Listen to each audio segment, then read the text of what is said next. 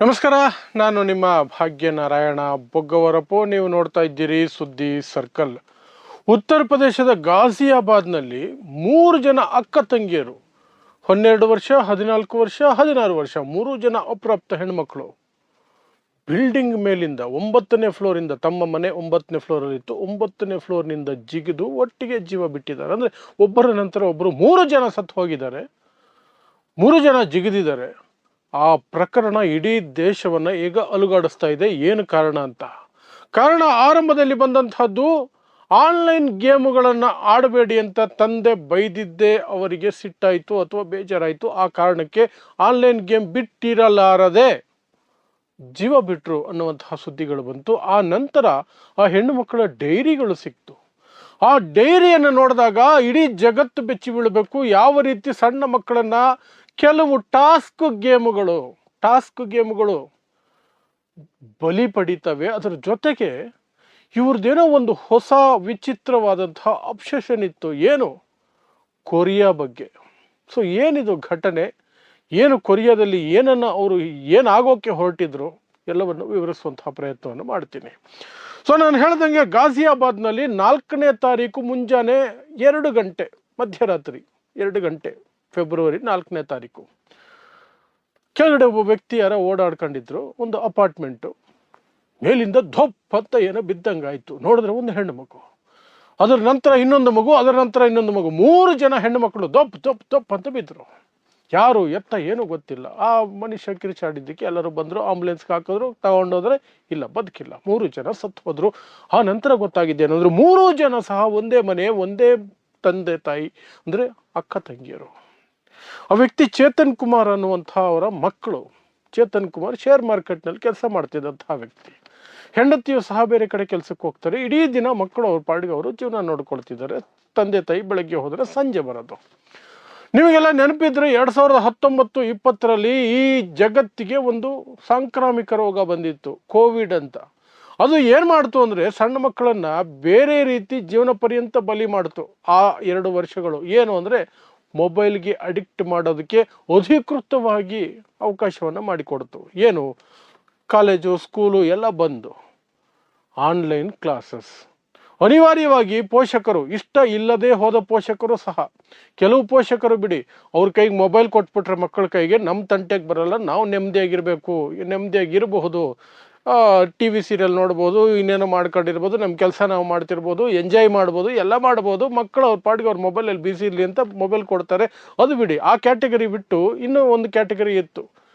ಮಕ್ಕಳಿಗೆ ಒಂದು ವಯಸ್ಸು ಬರೋವರೆಗೂ ಮೊಬೈಲ್ ಕೊಡಲೇಬಾರ್ದು, ಮೊಬೈಲ್ ಚಟ ಹಿಡಿಯೋದಂಗೆ ನೋಡ್ಕೊಳ್ಬೇಕು ಅಂತ. ಅಂಥವರು ಸಹ ಅನಿವಾರ್ಯವಾಗಿ ಆನ್ಲೈನ್ ಕ್ಲಾಸ್ ಹೆಸರಲ್ಲಿ ಮೊಬೈಲ್ಗಳನ್ನು ಮಕ್ಕಳಿಗೆ ಕೊಡಬೇಕಾಯ್ತು, ಕೊಟ್ಟರು. ಅದು ಸಾಕಷ್ಟು ಮಕ್ಕಳಿಗೆ ಅಡಿಕ್ಷನ್ ಆಗ್ತಲೇ ಬಂತು. ಇವತ್ತಿಗೂ ಸಹ ನರಳುತ್ತಿದ್ದಾರೆ. ಅಂತಹ ಕ್ಯಾಟಗರಿಯಲ್ಲಿ ಈ ಮಕ್ಕಳು ಸಹ ಬರ್ತಾರೆ, ಆಬ್ವಿಯಸ್ಲಿ. ಸೊ ಈ ಮಕ್ಕಳು ಯಾವಾಗಲೂ ಮೊಬೈಲ್ ಫೋನಲ್ಲಿ ಬಿಸಿ ಇರ್ತಿದ್ರಂತೆ, 3 ಜನ ಅಕ್ಕ ತಂಗಿಯರು. ಮತ್ತು ಏನೇ ಕೆಲಸ ಮಾಡಿದ್ರು ಒಟ್ಟಿಗೆ ಮಾಡೋದು, ಎಲ್ಲೇ ಹೋದರೂ ಒಟ್ಟಿಗೆ ಹೋಗೋದು. ಈ ಮಟ್ಟಕ್ಕೆ ಅನ್ಯೋನ್ಯವಾಗಿದ್ದಾರೆ ಅಂತ ಅನಿಸಿದ್ರು ಸಹ ಅವರ ಚಟುವಟಿಕೆಗಳು ಅನುಮಾನಾಸ್ಪದ ಅಂತ ತಂದೆ ತಾಯಿಗೆ ಅನಿಸ್ಲಿಲ್ಲ. ಯಾಕಂದರೆ ಅವರು ಬೆಳಗ್ಗೆ ಹೋಗಿ ಸಂಜೆ ಬರ್ತಿದ್ರು, ಇಡೀ ದಿನ ಇವ್ರಿಗೆ ಗೊತ್ತೇ ಆಗ್ತಿರ್ಲಿಲ್ಲ. ಇತ್ತೀಚೆಗೆ ಅವ್ರಿಗೆ ಇದ್ದಕ್ಕಿದ್ದ ಹಾಗೆ ಮಕ್ಕಳ ಬಗ್ಗೆ ಗಮನ ಯಾಕೆ ಬಂತು ಅಂದರೆ ಸ್ಕೂಲಿಂದ ಕಂಪ್ಲೇಂಟ್ಗಳು ಬರ್ತು. ಸ್ಕೂಲ್ಗೆ ಚಕ್ಕರ್ ಹೊಡಿತಿದ್ದಾರೆ 3 ಜನ ಅಂತ. ಜೊತೆಗೆ ಸಾಕಷ್ಟು ಸಬ್ಜೆಕ್ಟ್ಗಳು ಫೇಲ್ ಆಗಿದ್ದಾರೆ ಅಂತ. ಚೆನ್ನಾಗಿ ಓದ್ತಿದ್ದ ಮಕ್ಕಳು ಇದ್ದಕ್ಕಿದ್ದಕ್ಕೆ ಫೇಲ್ ಆಗೋಕೆ ಶುರುವಾದರು. ಆಗ ತಂದೆ ತಾಯಿ ಒಂಚೂರು ವಿಚಲಿತರಾಗಿ ಚೆಕ್ ಮಾಡ್ತಾರೆ. ಅವರು ಚಕ್ಕರ್ ಹೊಡೆದು ಎಲ್ಲೂ ಹೋಗ್ತಿಲ್ಲ, ಮನೆಯಲ್ಲೇ ಇರ್ತಿದ್ದಾರೆ, 3 ಜನ ಒಟ್ಟಿಗೆ ಇರ್ತಿದ್ದಾರೆ, ಮೊಬೈಲಲ್ಲಿ ಬಿಸಿ ಇದ್ದಾರೆ. ಸೊ ಏನು ಮಾಡ್ತಿದ್ದಾರೆ ಮೊಬೈಲಲ್ಲಿ ಅಂತ ಚೆಕ್ ಮಾಡಿದಾಗ ಮೊಬೈಲ್ನಲ್ಲಿ ಕೊರಿಯಾ ದೇಶದ ಅಬ್ಸೆಷನ್ ಅವ್ರಿಗೆ ತುಂಬೋಗ್ಬಿಟ್ಟಿದೆ. ಅಂದರೆ ಆವಾಹಿಸ್ಕೊಂಡ್ಬಿಟ್ಟಿದ್ದಾರೆ. ಕೊರಿಯಾ ಸಿನಿಮಾಗಳನ್ನು ನೋಡೋದು, ಕೊರಿಯಾದ ವೆಬ್ ಸೀರೀಸ್ಗಳನ್ನು ನೋಡೋದು, ಕೊರಿಯಾದ ಶಾರ್ಟ್ ಫಿಲಮ್ಸ್ ನೋಡೋದು, ಕೊರಿಯಾದ ಮ್ಯೂಸಿಕ್ ಕೇಳೋದು, ಕೊರಿಯಾದ ಸಂಸ್ಕೃತಿಯ ಬಗ್ಗೆ ಅಧ್ಯಯನ ಮಾಡೋದು, ಅದರ ವಿಡಿಯೋಗಳು ನೋಡೋದು, ಆ ರೀತಿಯಾಗಿ ನಡ್ಕೊಳ್ಳುವಂಥ ಪ್ರಯತ್ನ ಮಾಡೋದು. ಯಾವ ಮಟ್ಟಕ್ಕೆ ಅಂದರೆ ಅವರು ತೀರಿಕೊಂಡ ನಂತರ ಅವ್ರದ್ದು ಡೈರಿ ಸಿಕ್ಕಿದೆ, ಅದರಲ್ಲಿ ಈ 3 ಜನ ಅವರಿಗೆ ಕೊರಿಯನ್ ಹೆಸರುಗಳನ್ನು ಕೊಟ್ಕೊಂಡಿದ್ದಾರೆ. ಪ್ರತಿಯೊಂದು ಕೊರಿಯಾ ಕೊರಿಯಾ ಕೊರಿಯಾ ಕೊರಿಯಾ, ನಾವು ಕೊರಿಯನ್ಸ್ ಆಗಬೇಕು, ಕೊರಿಯಾಗೆ ಹೋಗ್ಬಿಡ್ಬೇಕು, ಅಲ್ಲೇ ಸೆಟ್ಲ್ ಆಗಬೇಕು ಅಂತ ಅಬ್ಸೆಷನ್ ಆಗ್ಬಿಟ್ಟಿದೆ. ಅವ್ರಿಗೆ ಆವಾಹಿಸ್ಕೊಂಡ್ಬಿಟ್ಟಿದ್ದಾರೆ ಅದನ್ನು. ಅದು ಇವ್ರಿಗೆ ಪೇರೆಂಟ್ಸ್ಗೆ ಗೊತ್ತೇ ಆಗಿಲ್ಲ. ಬಟ್ ಏನು ನೋಡ್ತಿದ್ದಾರೆ, ಅದ್ರ ಜೊತೆಗೆ ಒಂದು ಗೇಮ್ ಬೇರೆ ಆಡ್ತಿದ್ದಾರೆ. ಕೊರಿಯನ್ ಲವ್ ಅನ್ನುವಂಥ ಒಂದು ಗೇಮ್, ಆನ್ಲೈನ್ ಗೇಮ್. ಸೊ ತಂದೆ ತಾಯಿ ಏನು ಅನ್ಕೊಂಡಿದ್ದಾರೆ, ಈ ವಿಡಿಯೋ ನೋಡೋದೆಲ್ಲ ಅವ್ರಿಗೆ ಅಷ್ಟು ಫ್ಲ್ಯಾಶ್ ಆಗಿಲ್ಲ, ಬರೀ ಕೊರಿಯಾ ಅಂತ ಇದೆಯಲ್ಲ ಅಂತ. ಆಗ ಅವ್ರು ಎಚ್ಚೆತ್ಕೊಂಡು ಯಾವುದಾದ್ರು ಡಾಕ್ಟ್ರಿಗೆ ಹೇಳಿದ್ದಿದ್ರೆ, ಮಾನಸಿಕ ಡಾಕ್ಟ್ರಿಗೆ, ಆಗೇನಾದ್ರು ಆಗ್ತಿತ್ತೇನೋ. ಬಟ್ ಈ ತಂದೆ ತಾಯಿಗೆ ಗೊತ್ತಾಗಲ್ಲ ಬಿಡಿ, ಕೊರಿಯನ್ ವಿಡಿಯೋ ನೋಡೋದೇನು ತಪ್ಪ, ಆ ರೀತಿನೇ ಯೋಚನೆ ಮಾಡಿರ್ತಾರೆ. ಆಮೇಲೆ ಇವರಿಗೆ ಎಚ್ಚರಿಕೆ ಕೊಟ್ಟಿದ್ದಾರೆ ಮಕ್ಕಳಿಗೆ, ಇನ್ಮೇಲೆ ಮೊಬೈಲ್ ಯೂಸ್ ಮಾಡೋಂಗಿಲ್ಲ, ಗೇಮ್ ಆಡೋಂಗಿಲ್ಲ ಅಂತ. ತಂದೆ ತಾಯಿಗೆ ಅಷ್ಟೇ ಮಾಡೋಕ್ಕೆ ಸಾಧ್ಯ ಆಗಿತ್ತು. ಅದರಿಂದ ಡಿಪ್ರೆಷನ್ಗೆ ಹೋಗಿದ್ದಾರೆ 3 ಜನ ಹೆಣ್ಮಕ್ಳು. ಅವ್ರ ಕೈಲಿ ಇರೋಕ್ಕಾಗಲಿಲ್ಲ. ಒಂದು ಪತ್ರ ಬರೆದು ದಪ್ಪ ಅಂತ ಬಿದ್ದಿದ್ದಾರೆ 9ನೇ ಫ್ಲೋರಿಂದ, ಮಧ್ಯರಾತ್ರಿಯಲ್ಲಿ ಜಿಗಿದಿದ್ದಾರೆ, ಒಬ್ಬರ ನಂತರ ಒಬ್ಬರು. 3 ಜನ ಹೆಣ್ಮಕ್ಕಳ ಹೆಸರು: ನಿಶಿಕಾ ಅಂತ 16 ವರ್ಷ, ಪ್ರಾಚಿ ಅಂತ 14 ವರ್ಷ, ಪಾಖಿ ಅಂತ 12 ವರ್ಷ.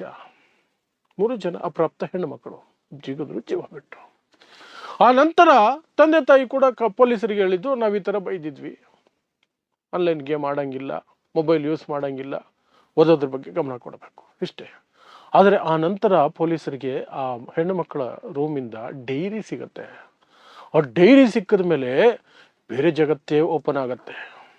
ನಾನು ಹೇಳ್ದಂಗೆ ಕೊರಿಯನ್ ಹೆಸರುಗಳನ್ನೇ ಬರೆದಿಟ್ಕೊಂಡಿದ್ದಾರೆ. ಮತ್ತು ಅವರು ಈ ಒಂದು ಗೇಮ್ ಆಡ್ತಿದ್ರಲ್ಲ, ಕೊರಿಯನ್ ಲವ್ ಅಂತ, ಅದು ಸಾಮಾನ್ಯ ಗೇಮ್ ಆಗಿರಲಿಲ್ಲ.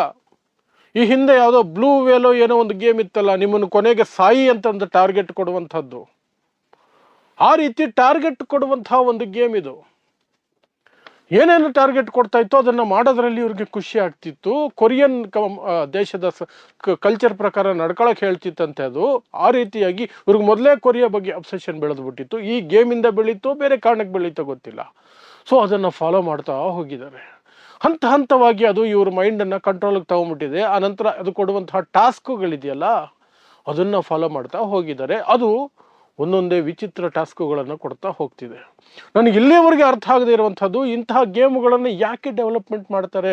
ಆ ಡೆವಲಪ್ ಮಾಡುವಂತಹ ಇಂಜಿನಿಯರ್ಗಳು ಮಾನಸಿಕ ಅಸ್ವಸ್ಥರ ಅಥವಾ ಸೀರಿಯಲ್ ಕಿಲ್ಲರ್ಸ್ ಮೈಂಡ್ ಸೆಟ್ ಇರುವಂಥವ್ರ, ಯಾರನ್ನೋ ಕೊಲ್ಲಬೇಕು ಅನ್ನೋ ಕಾರಣಕ್ಕೆ ಈ ರೀತಿ ಗೇಮುಗಳನ್ನು ಮಾಡ್ತಾರ? ಈ ಥರ ಟಾಸ್ಕ್ ಯಾಕೆ ಕೊಡಬೇಕು ಅಂತ. ಸೊ ಅದರಲ್ಲಿರುವಂಥದ್ದು ಏಕಾಂಗಿಯಾಗಿರಬೇಕು. ಈ ಲವ್ ಕೊರಿಯಾದಲ್ಲಿ ಇದ್ದಂಥದ್ದು, ಸ್ಕೂಲ್ಗೆ ಬಂಕ್ ಹೊಡಿಬೇಕು, ಸ್ಕೂಲ್ಗೆ ಹೋಗಬಾರ್ದು, ಚಕ್ಕರ್ ಹೊಡಿಬೇಕು, ಏನೇನೋ ಟಾರ್ಗೆಟ್ಗಳು. ಅದರಲ್ಲಿ ಕೊನೆಗೆ ಹೋಗ್ತಾ ಎಲ್ಲ ರೀತಿಯ ಟಾರ್ಗೆಟ್ಗಳು ಇದ್ದಾವೆ, ಜೀವ ಹೋಗುವವರೆಗೂ ಟಾರ್ಗೆಟ್ಗಳಿದ್ದಾವೆ. ಆ ಗೇಮ್ಗೆ ಅಡಿಕ್ಟ್ ಆಗಿಬಿಟ್ಟಿದ್ದಾರೆ ಅವರು. ಯಾವಾಗ ಅವ್ರಿಗೆ ಮೊಬೈಲ್ ಫೋನ್ ಸರಿಯಾಗಿ ಸಿಗ್ತಾ ಇಲ್ವೋ, ಗೇಮ್ನ ಫಾಲೋ ಮಾಡೋಕ್ಕಾಗ್ತಿಲ್ವೋ, ಮಾನಸಿಕವಾಗಿ ತುಂಬಲ ಕೊನೆಗೆ ಆತ್ಮಹತ್ಯೆ ಮಾಡ್ಕೊಂಡಿದ್ದಾರೆ. 3 ಜನ ಹೆಣ್ಮಕ್ಳು ಇವಾಗಿಲ್ಲ, ಅಕ್ಕ ತಂಗಿಯರು, ಒಂದೇ ಮನೆ, ದುರಂತ. ಸೊ ಹಾಗಾಗಿ ಪೋಷಕರು ಬಹಳ ವಿಶೇಷವಾಗಿ ಗಮನ ಕೊಡ್ತಿರ್ಬೇಕು ಮಕ್ಕಳ ಆನ್ಲೈನ್ ಆ್ಯಕ್ಟಿವಿಟಿಗಳ ಬಗ್ಗೆ.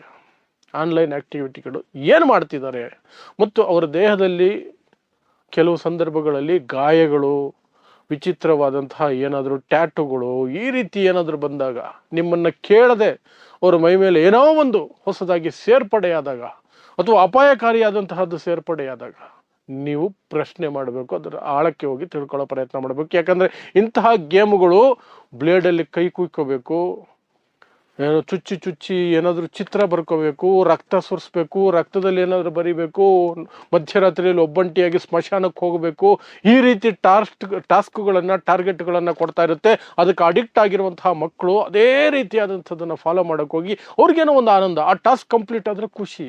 ಅದು 3 ಜನ ಒಟ್ಟಿಗೆ ಮಾಡ್ತಿದ್ರಲ್ಲ, ಒಂದು ಟೀಮ್ ವರ್ಕ್ ಬೇರೆ ಇತ್ತು ಅವ್ರಿಗೆ, ಅದು ಇನ್ನೂ ಖುಷಿ ಕೊಡುತ್ತೆ. ಯಾವುದೇ ಕೆಲಸ ನೀವು ಟೀಮ್ ವರ್ಕಲ್ಲಿ ಸಕ್ಸಸ್ ಆದಾಗ ಖುಷಿ ಜಾಸ್ತಿ ಕೊಡುತ್ತೆ.